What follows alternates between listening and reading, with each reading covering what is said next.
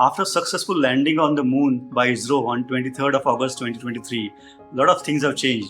On a more non-technical note, the moon has been an important part of our day-to-day lives. Our poets have gone mushy about the moon with a lot of poems written about its beauty, warmth, and desirous attachment. It has captured our imagination for a long time. It has inspired poets, lovers, and dreamers for centuries, resulting in a huge number of idiomatic expressions that incorporate the word moon. It represents something that is so beautiful, cool, and desirable, but we can only see it from a distance and long for it. ISRO has created a possibility of having our own moon too. Let us take a look at some of the interesting idioms and phrases in the English language. I'm sure language is no bar for expressing our fondness and longing for the moon.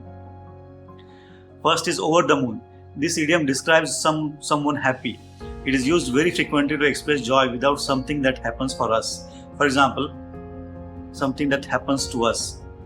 About something that happens to us. For example, I was over the moon when I cleared my CISSP exam. Second, once in a blue moon. This phrase refers to the rare occurrence of two full moons within a single calendar month. The second moon appears bluish, hence the expression. It refers to any rare events in our lives.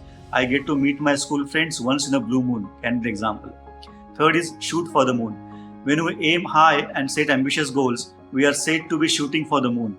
The moon, being distant and seemingly unattainable, represents our biggest aspirations and ambitions. Remember, we don't shoot for the sun. It's too hot and temperamental for us, for our liking, I guess. Fourth idiom is bark at the moon. This idiom suggests doing something utterly pointless or futile. After all, barking at the moon is unlikely to yield any results, as the moon remains unresponsive to howling sounds made by animals like frogs and dogs. Fifth is the dark side of the moon. This idiom refers to the hidden, unknown aspects of a situation or a person. Just as there is side of the moon that always faces away from Earth, there can be hidden aspects to people or situations that we are not even aware of. We even have a Hollywood movie in the Transformers series named after dark side of the moon.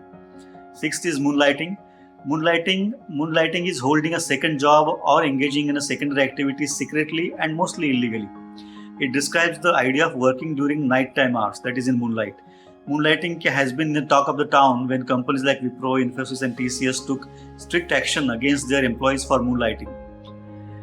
Seventh is promise the moon. When we promise the moon, we are making grand but often unrealistic commitments or assurances or promises. It's like promising to deliver the undeliverable. Eighth is cry for the moon. It means to ask for something unattainable or unreasonable. Just as crying for the moon would be futile, so is demanding the impossible. 9 is moonstruck. Being moonstruck means being in love or infatuated with someone head over heels. It's like being so enamored by the moon's beauty that it leaves us mesmerized. 10th is the moon on a stick. If someone promises us moon on a stick, they're offering something too good to be true. It's an over-the-top and impossible promise. 11th is ask for the moon. To ask for the moon means requesting something impossible again and impractical or making an unreasonable demand. 12th is moonwalk. It refers to peaceful walk in the moonlight. It was also made famous by Michael Jackson as his iconic dance move. 13th is moonshine. Moonshine means something that's produced or done in secret and mostly illegally. 14th is moon on the water. Describing something as a moon on the water means that it's elusive and difficult to grasp, much like the reflection of the moon on a rippling wave. 15th is howl at the moon. This idiom reflects the idea of expressing deep frustration or unhappiness. It is like wolf howling at the moon in despair and the moon is not even aware of it.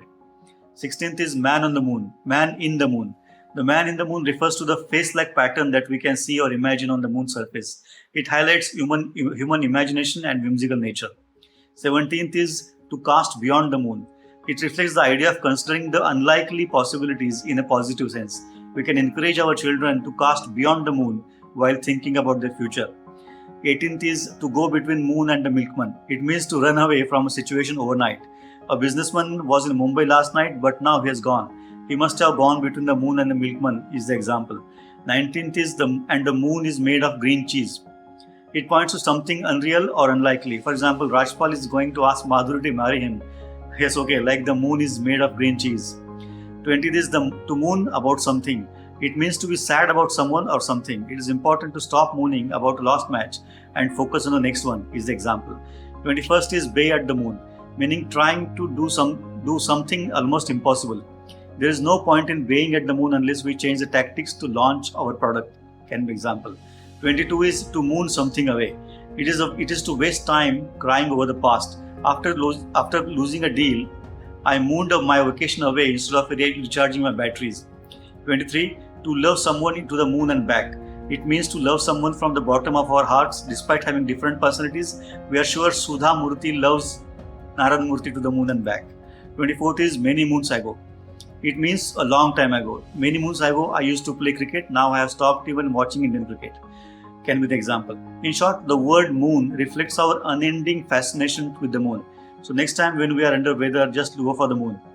I understand that poets like Gulzar and Javed Akhtar will be mooning about the loss of romantic escapades, but I'm sure they will find a new moon to keep us enchanted and beguiled with their poetry. There's a lot of writing in languages like Marathi and Hindi on moon. We can cover it at a later date. I'm not going to touch Clint Eastwood's character William Mooney in his cult 1992 movie Unforgiven.